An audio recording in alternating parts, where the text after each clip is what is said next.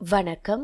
8 to 11 மாத குழந்தைகளுக்கான அசைவ உணவுகளின் செய்முறை குறித்த ஸ்போக்கன் டியூட்டோரியலுக்கு நல்வரவு. இந்த டியூட்டோரியலில் நாம் கற்கப் போவது 8 to 11 மாத குழந்தைகளுக்கான கலோரி தேவைகளும் விரல்களால் உண்ணக்கூடிய உணவுகளும் ஆரோக்கியமான சில அசைவ உணவுகளின் செய்முறை. இதுவரை நீங்கள் குழந்தைக்கு அரை கிண்ணம் உணவை நாளொன்றுக்கு 3 வேளை கொடுத்தீர்கள். குழந்தைக்கு 8 மாதங்கள் முடிந்தவுடன் அடிக்கடி உணவு கொடுப்பது அதிகரிக்கப்பட வேண்டும். 8 to 11 மாதங்களில் குழந்தைக்கு 300 கலோரி சக்தி நாளொன்றுக்கு தேவைப்படுகிறது.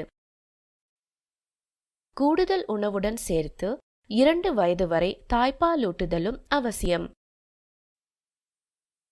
ஒரு நாளுக்கு அரை கிண்ணம் உணவை 4 முறை கொடுக்க வேண்டும். அரை கிண்ணம் உணவானது 125 மில்லிலிட்டர் அல்லது 8 மேசைக்கரண்டி உணவாகும். குழந்தையின் உணவு நிலைத்தன்மை கூட மாற வேண்டும். முன்பு கூழாக்கப்பட்ட அல்லது மசித்த உணவை கொடுத்தீர்கள். இந்த வயதில் குழந்தைக்கு மென்மையான மற்றும் கடிக்கக்கூடிய உணவை கொடுக்கலாம். இந்த வயது குழந்தைகளுக்கு விரலால் உண்ணக்கூடிய உணவையும் அறிமுகம் செய்யலாம்.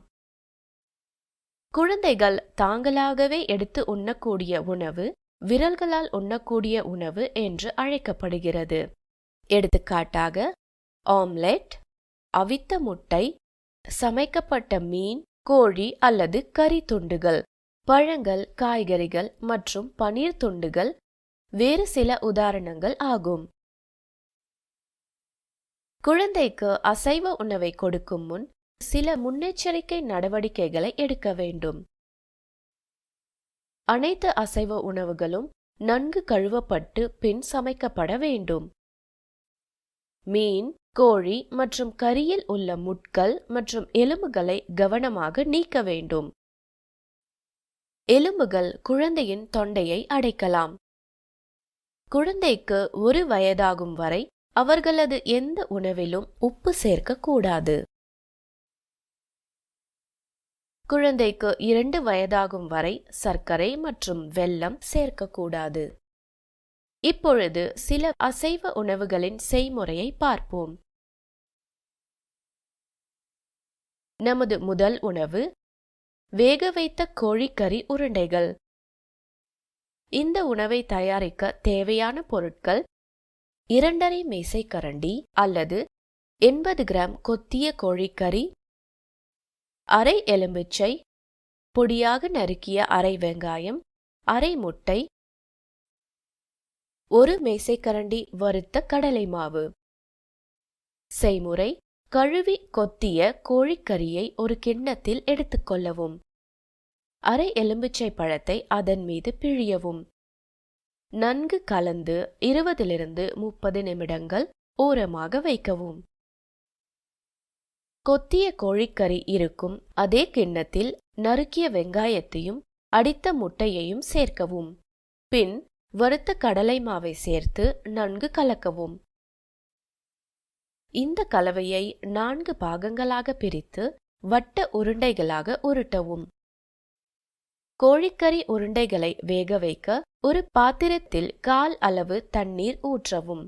பாத்திரத்தின் நடுவே ஒரு கலவடையை வைக்கவும். கோழிக்கறி உருண்டைகளை ஒரு தட்டில் எடுத்து கலவடையின் மீது வைக்கவும். பாத்திரத்தை மூடி குறைந்த தீயில் 10 நிமிடங்கள் சமைக்கவும். உருண்டைகளை ஒரு தட்டில் வெளியே எடுக்கவும். வேக வைத்த கோழிக்கறி உருண்டைகள் தயார். இரண்டாவது உணவு ஆம்லெட். இந்த உணவை தயாரிக்க தேவையான பொருட்கள்: 2 முட்டைகள், 1/4 தேக்கரண்டி மஞ்சள் தூள், 1/4 தேக்கரண்டி சீரகப்பொடி, 1 தேக்கரண்டி நெய் அல்லது எண்ணெய். செய்முறை: முட்டையை நுரை வரும் அளவிற்கு நன்கு அடிக்கவும். மஞ்சள் தூள் மற்றும் சீரகப் பொடியை சேர்த்து நன்கு கலக்கவும். தவாவில் நெய் அல்லது எண்ணெயை சூடாக்கவும். அடித்த முட்டையை அதில் சேர்க்கவும். குறைந்த தீயில் 3-4 நிமிடங்கள் இரு பக்கமும் அதை சமைக்கவும். ஆம்லெட் தயாராகிவிட்டது. அடுத்த உணவு ஆட்டு ஈரல் கிரேவி. உங்களுக்கு பின்வரும் பொருட்கள் தேவை: 75 கிராம் ஆட்டு ஈரல், அரை வெங்காயம், அரை தக்காளி, அரை தேக்கரண்டி மஞ்சள் தூள், அரை தேக்கரண்டி சீரகப் பொடி, அரை எலுமிச்சை, ஒரு மேசைக்கரண்டி தேங்காய், ஒரு தேக்கரண்டி நெய் அல்லது எண்ணெய். செய்முறை: கழுவி சுத்தம் செய்த ஆட்டு ஈரலை ஒரு தட்டில் எடுத்துக்கொள்ளவும். அவற்றை சிறிய துண்டுகளாக வெட்டி அரை எலுமிச்சை சாற்றை சேர்க்கவும்.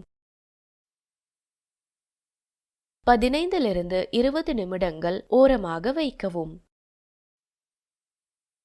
பின் ஈரலை அரை கப் தண்ணீருடன் சேர்த்து 4 விசில் வரும் வரை பிரஷர் குக்கரில் வேக வைக்கவும்.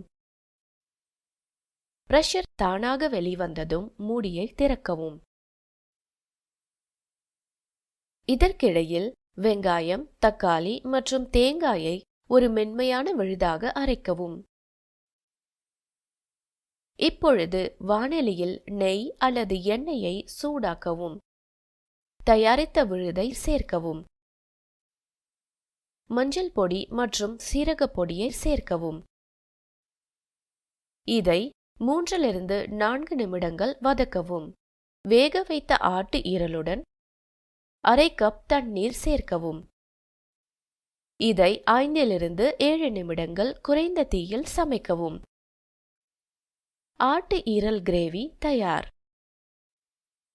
கடைசி உணவு நீராவியில் சமைத்த மீன்.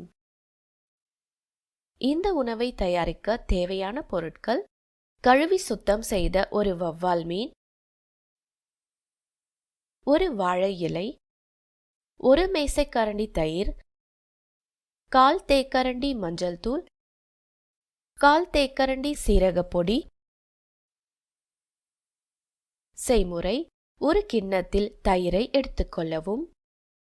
மஞ்சள் தூள் மற்றும் சீரகப் பொடியை சேர்த்து நன்கு கலக்கவும். இதை கழுவி சுத்தம் செய்த வவ்வால் மீனின் மீது தடவவும். 15-20 நிமிடங்கள் ஓரமாக வைக்கவும்.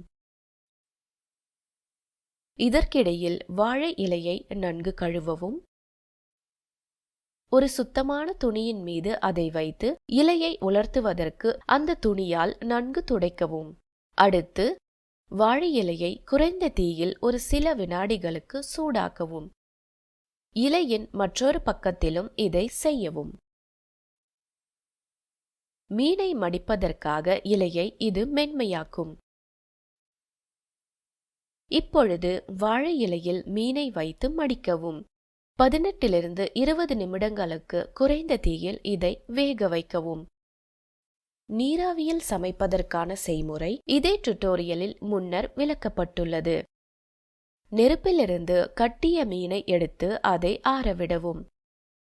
அது ஆறிய பின் வாழை இலையிலிருந்து மீனை திறந்து எடுக்கவும். நீராவியில் சமைத்த மீன் தயார். மீனிலிருந்து முட்களை எடுத்து பின் குழந்தைக்கு கொடுக்கவும். வவ்வால் மீனிற்கு பதிலாக உள்ளூரில் கிடைக்கும் வேறு எந்த மீனையும் பயன்படுத்தலாம். இந்த அனைத்து உணவுகளிலும் புரதம், ஒமேகா 3 ஃபேட்டி ஆசிட்கள் மற்றும் கோலின் நிறைந்துள்ளது. மேலும் இதில் வைட்டமின்களான vitamin D, vitamin A, vitamin B2, B3, B6, B9 மற்றும் B12 ஆகியவை நிறைந்துள்ளது. அயர்ன், ஜிங்க் மற்றும் பாஸ்பரஸ் ஆகியவையும் இந்த உணவுகளில் நிறைந்துள்ளது. குழந்தையின் நல் ஆரோக்கியத்திற்கு இந்த உணவுகளை சேர்த்துக் கொள்ளுங்கள். இத்துடன் இந்த டுட்டோரியலின் முடிவுக்கு வந்துவிட்டோம். இந்த டுட்டோரியலை தமிழாக்கம் செய்து குரல் கொடுத்தது ஆர்த்தி. கலந்து கொண்டமைக்கு நன்றி.